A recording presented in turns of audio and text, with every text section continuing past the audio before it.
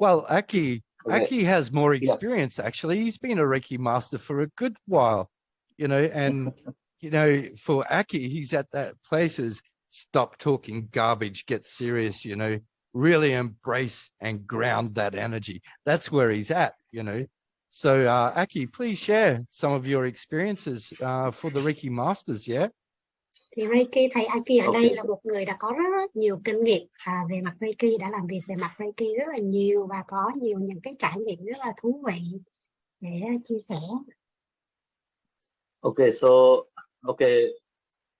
since I have to share my experience, so it's better I start from the beginning. Okay, how it Tôi muốn started. chia sẻ về trải nghiệm của tôi và tôi sẽ bắt đầu đi từ cái đầu tiên ha. Okay, so I was a marine professional. Okay, I was working in a ship. Basically all shipping related activities. I was a captain. So Tôi là một người đã làm việc trong ngành hải quan, là thuyền trưởng. Had no interest in spirituality, what this energy work. Had no idea. Also had no interest. Một lúc đó tôi chẳng có kiến thức gì về mặt năng lượng cả, chẳng biết gì về năng lượng cả.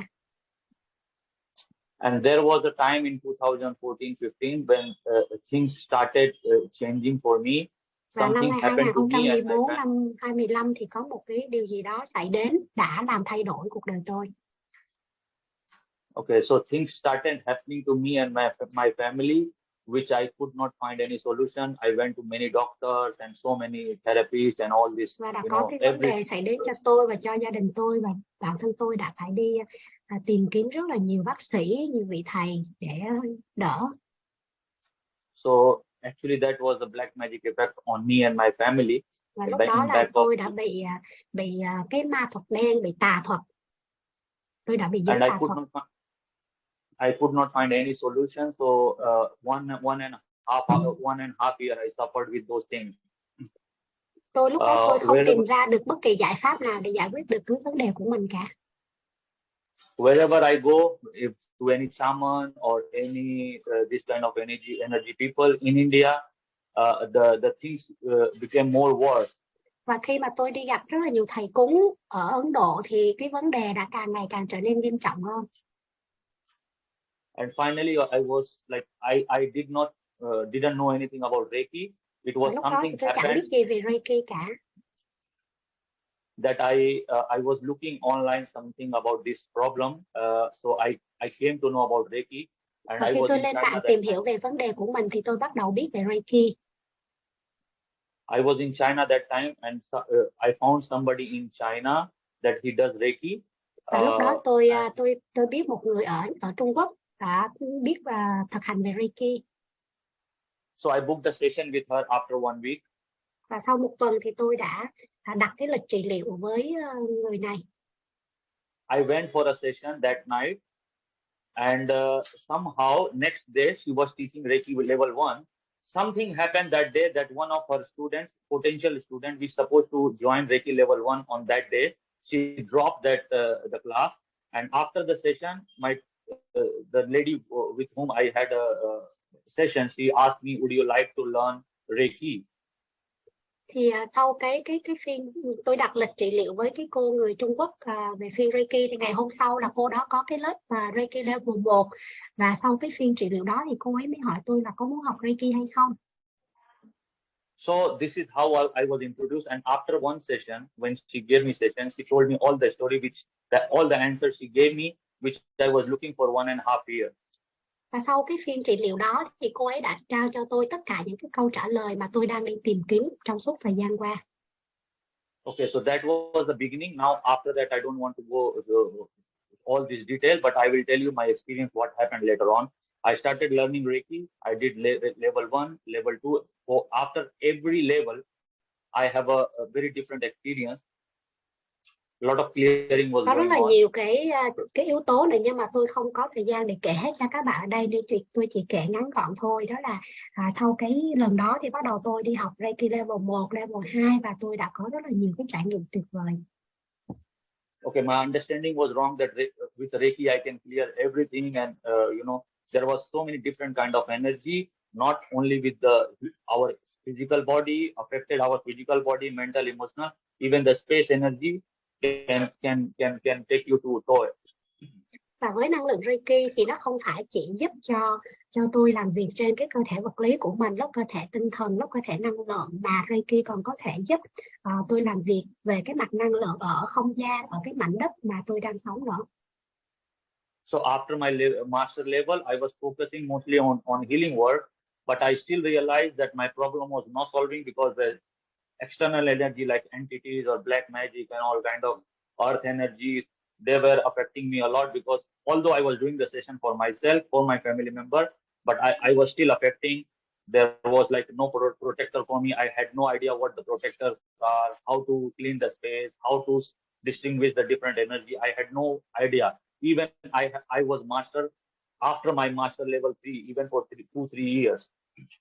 Thì sau khi mà tôi bước vào cái lĩnh vực chữa lành, làm việc trong lĩnh vực chữa lành, thì ngay cả khi tôi đã trở thành Reiki Master thì cũng có rất là nhiều cái, tức là bản thân tôi cũng bị dính những cái ma thuật, những cái tà thuật, hay là có những cái thực thể năng lượng khác xâm nhập vào. Tôi bị ảnh hưởng bởi những cái điều đó và tôi cũng chưa thể giải quyết được những cái vấn đề đó. It was 2019-20 when things started changing for me. And Và now năm that 2019 was the year I started focusing on not only on healing, I started focusing on clearing and understanding the energy in the space, land, external energy, how to clear them, how to work with our guides. And then it started working. My guides were not even communicating with me. They were doing the work, but they were not communicating with me. But that was the year 2019 and 20 when I established communication with my guides. It was like after 5 years. Thì vào năm 2019 á, thì tôi không chỉ làm việc với cái năng lượng Reiki ở cái việc mà trị liệu trên những cái vấn đề về sức khỏe không, mà tôi bắt đầu làm việc với những cái thực thể năng lượng, bắt đầu bước vào cái quá trình là thanh tẩy những cái năng lượng ảnh hưởng, những cái thực thể năng lượng khác ảnh hưởng xâm nhập vào cơ thể hay là vào trong những cái mảnh đất của tôi. Thì tôi bắt đầu học cái cách để mà thanh tẩy những cái luồng năng lượng xấu đó, và tôi bắt đầu học cách giao tiếp với các guide của mình, với các vị thầy của mình, để mà nhận được những cái lời dẫn dắt, những cái hướng dẫn để có thể thực hiện cái công việc thanh tẩy năng lượng đó. Aakey, can I ask a question there, please? Yeah. Và thầy có câu hỏi cho Aakey. What do you believe after looking back on the experience now? What do you believe why you didn't have the communication and so forth with your guides? It took so long to have those experiences. Okay. Thì lúc nãy còn một phần thầy Aakey có chia sẻ là phải mất sau 5 năm thì thầy mới bắt đầu có những cái phần giao tiếp thật sự với các vị thầy hướng dẫn của mình. Thì câu hỏi của thầy đó là cái khi mà nhìn lại những cái trải nghiệm này á, thì cái niềm tin của thầy là gì để mà thầy phải mất một thời gian rất là lâu mới có thể thiết lập được cái mối giao tiếp thiết lập được cái truyền thông với các vị thầy của mình như vậy? It was, I would say, to be very honest, if I have to say, I would say that was like, it was something wrong in a teaching, because when I was taught, okay, it was like a kind of theoretical thing I was taught. Thì tôi muốn chia sẻ thật lòng đó là có một cái, tức là cái việc giảng dạy nó thôi có cái điều gì đó nó chưa có được đúng đắn lắm trong cái việc giảng dạy, tức là trong cái người thầy mà đã giảng dạy cho thầy đó. Even for the healing or for the energy flow, I was not taught. I was doing mistake for many years. That I was when I was doing the session, when the energy flow was there, I was keep doing the session. I thought when the energy is stopping, I thought that is a block. I was like never thought that when the energy flow is stopped, you should move on. That means I was never taught this one. I didn't know that one. Thì so it was like lúc đó thì khi mà thầy thực hiện các phiên trị liệu Reiki đó, thì khi thầy không có biết được rằng là khi cái năng lượng khi thực hành Reiki, khi truyền năng lượng như vậy, và khi cái dòng năng lượng nó ngưng lại, thì thầy cứ nghĩ đó là ở đó nó có tắc nghẽn, nhưng thầy không có biết được rằng là lúc cái năng lượng ngưng lại như vậy, có nghĩa là cái việc trị liệu ở cái phần đó đã hoàn tất và thầy cần tiếp tục các bộ phận khác nữa. Also be in a true integrity, or am I in my true integrity? this importance, I was like, it was just like a casual thing that you just ask yourself, are you in your true integrity? What is the importance of this true integrity to to establish communication with your guide? I was never like these things I came to know in a very later stage, that the importance of this thing to Và be lúc in true đó integrity thì lúc đó and và tôi cũng không recognizing có the biết energy được flow. và thời điểm đó thì tôi cũng không có biết được cái tầm quan trọng của cái việc là tôi trước khi thực hiện phiên Reiki tôi cần phải hỏi rằng là tôi có đang ở trong cái sự chính trực của mình hay không. Thì đây là một cái phần rất là quan trọng mà thời điểm đó tôi không có nhận biết được. Bởi vì là khi mà đặt câu hỏi rằng trước khi thực hiện Reiki, đặt câu hỏi rằng là tôi có đang chính trực hay không là một cái bước vô cùng quan trọng để bắt đầu thiết lập cái kết nối được cái mối giao tiếp với cái vị thầy dẫn dắt của mình. Và lúc đó thì tôi được dạy là chỉ cứ bắt đầu cái phiên trị liệu Reiki thôi, chứ không có qua cái bước là phải đặt câu hỏi rằng tôi có đang chính trực với mình hay không.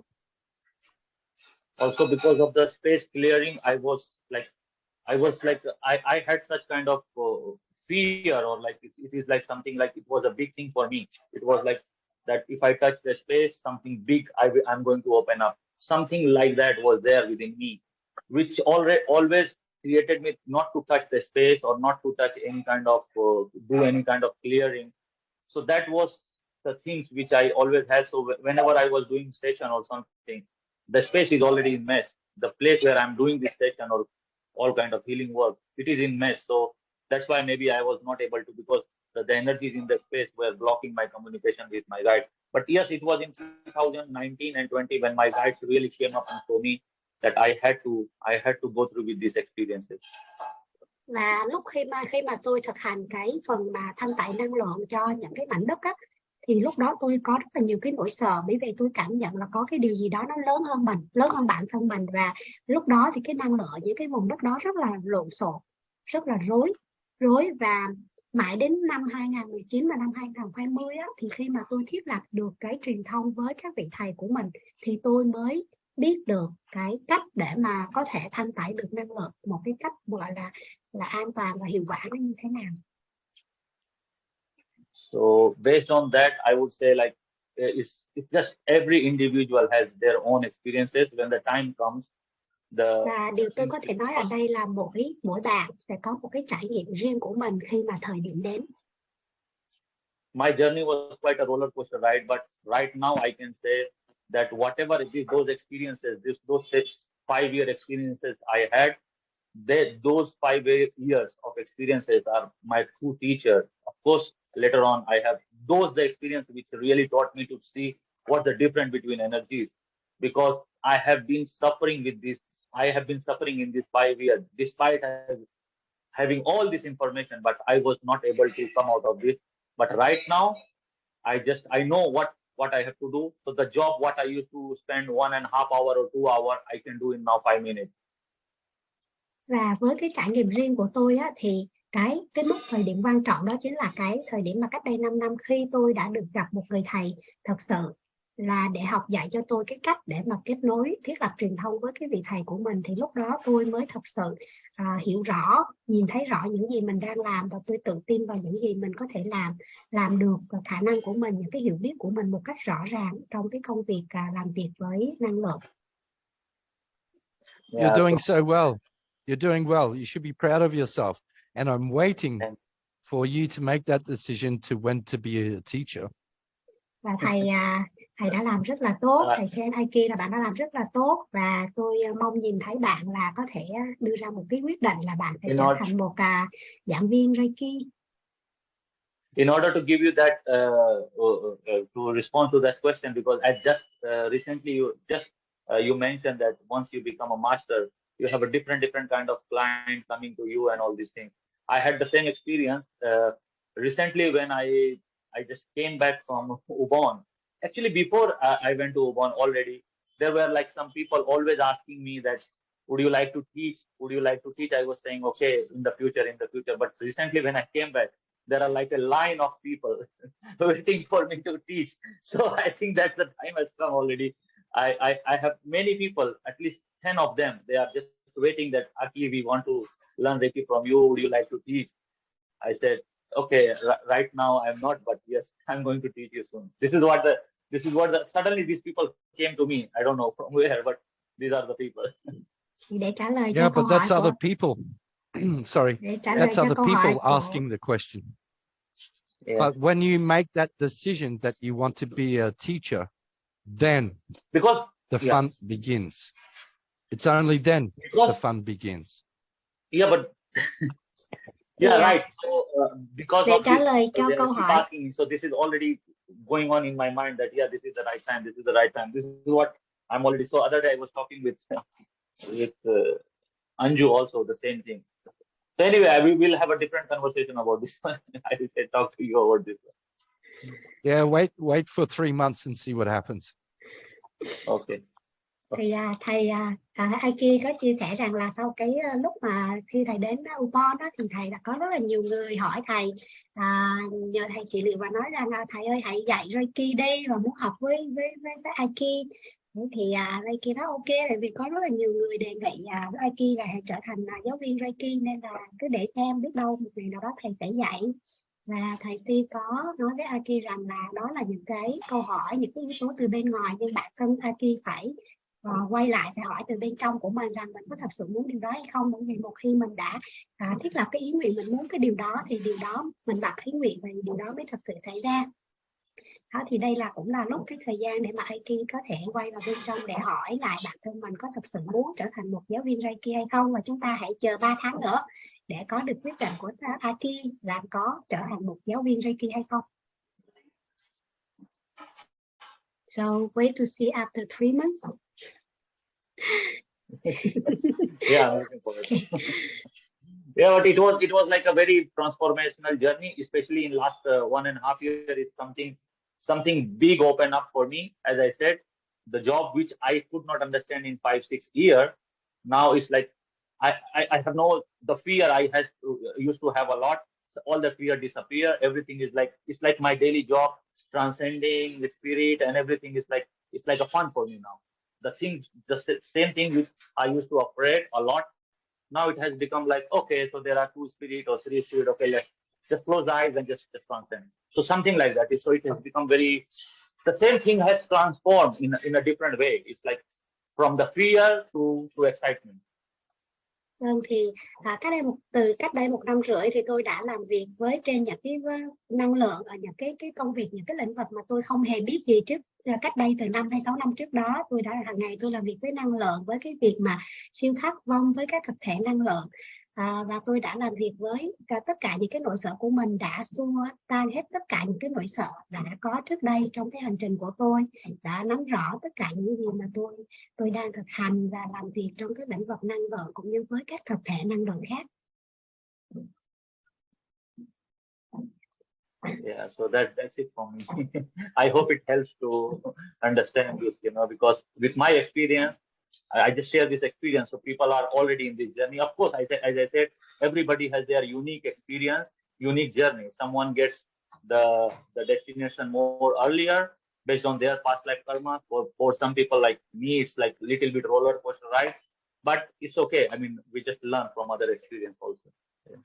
Và đây là cái hành trình riêng của tôi, và mỗi người sẽ có một cái hành trình riêng của mình, và đương nhiên là mỗi người sẽ có một cái sứ mệnh riêng. Và các bạn sẽ trong quá trình làm việc với năng lượng vào quy hồi tiền kiếp thì các bạn sẽ phát hiện khám phá ra được cái sứ mệnh của mình, và bạn sẽ có cái lựa chọn sẽ đi tiếp trên hành trình của mình như thế nào. Và đây là những cái trải nghiệm của riêng tôi, và khi chúng ta chia sẻ thì tất cả chúng ta có thể học hỏi và hỗ trợ lẫn nhau.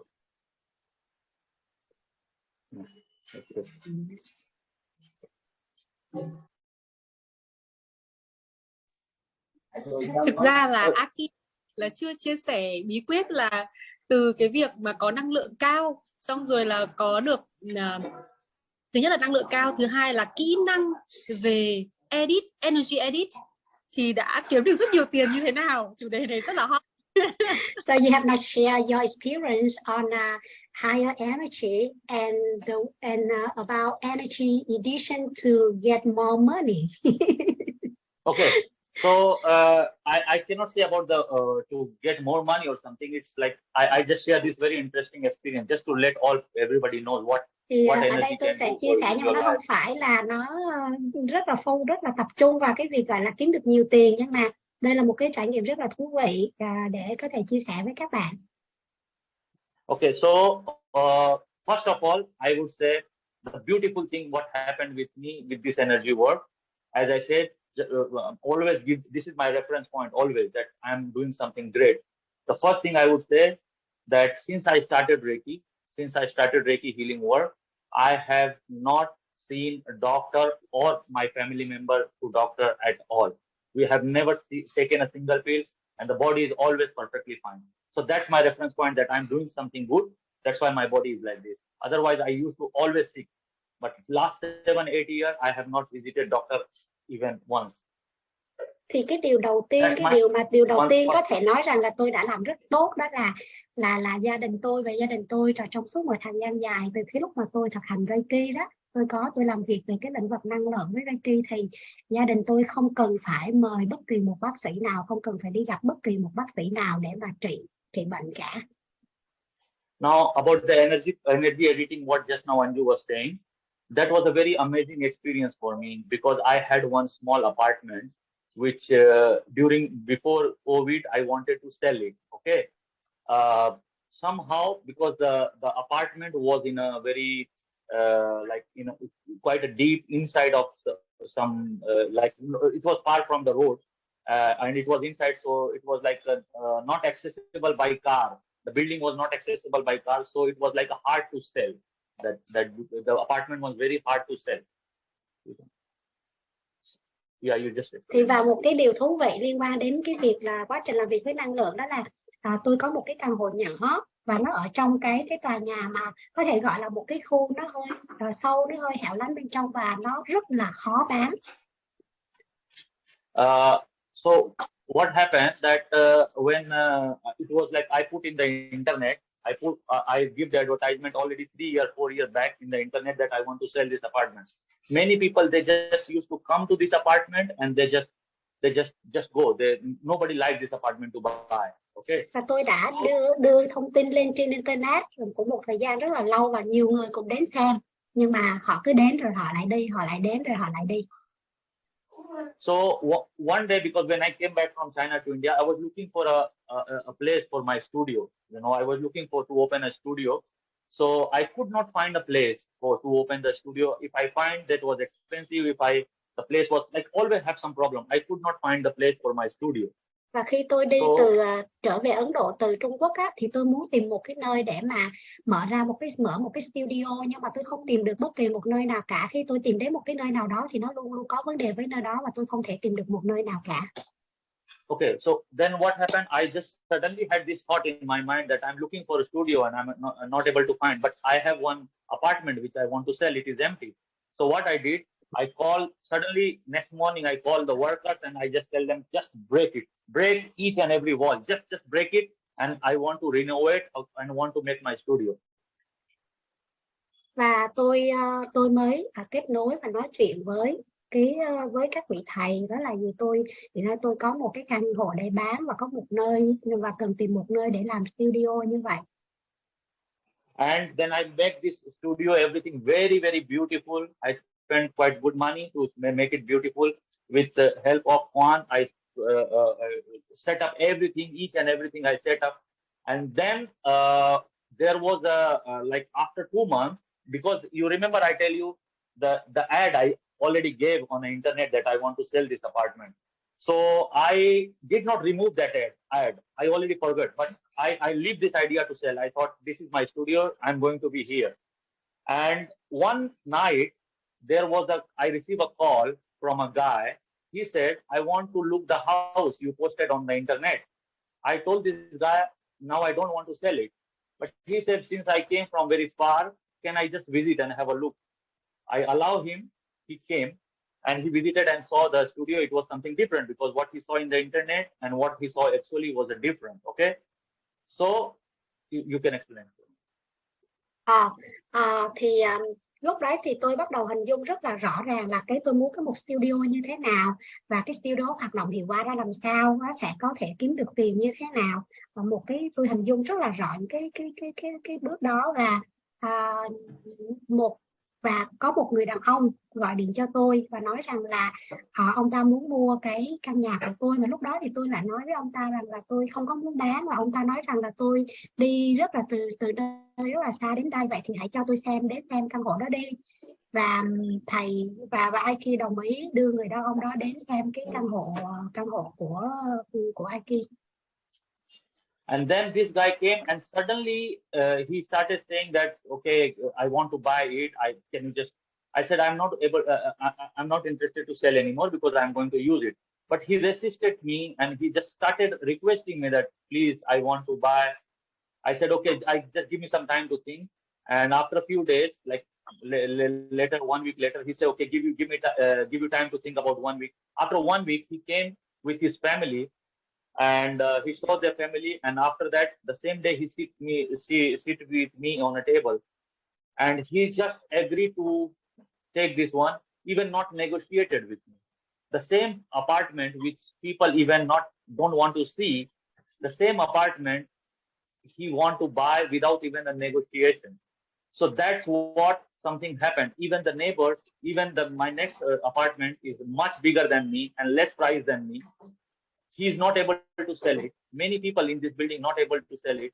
And I sold that apartment in the best price anybody can even imagine.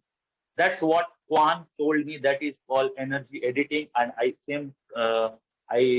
came across this word. She said, you did a very good energy editing in this place.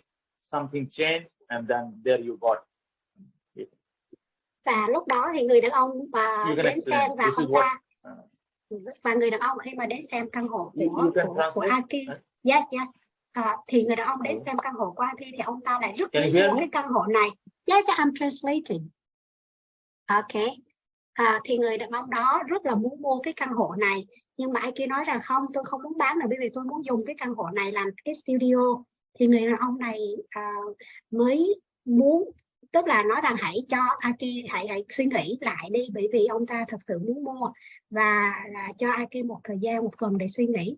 Thì lúc đó ông ta lại muốn mua với cái căn hộ này với một cái giá rất là tốt, có thể nói là cái giá tốt nhất tại thời điểm đó, mà lúc đó là có những cái căn hộ khác cũng giống như căn hộ của Aakey vậy, và thậm chí là có những căn hộ của hàng xóm đó nhìn gần đó nó to hơn, nó đẹp hơn và giá cũng tốt hơn nữa, nhưng mà người đàn ông đó chỉ vẫn muốn mua cái căn hộ của Aakey mà thôi, mà mới mua mà không có cần phải thương lượng, không có cần phải trả treo hay là gây khó khăn bất kỳ gì cả, mà chỉ nói rằng là ông ta muốn mua bởi vì ở đây có một cái năng lượng rất là tốt và không cần thương lượng, không cần gì hết, và mua với một cái giá mà tốt nhất tại thời điểm đó.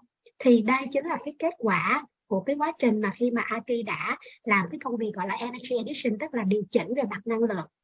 Thì khi cái năng lượng đó được điều chỉnh thì đã thu hút được tới một người đàn ông có thể mua cái căn hộ của mình mà với cái giá vô cùng tốt như vậy.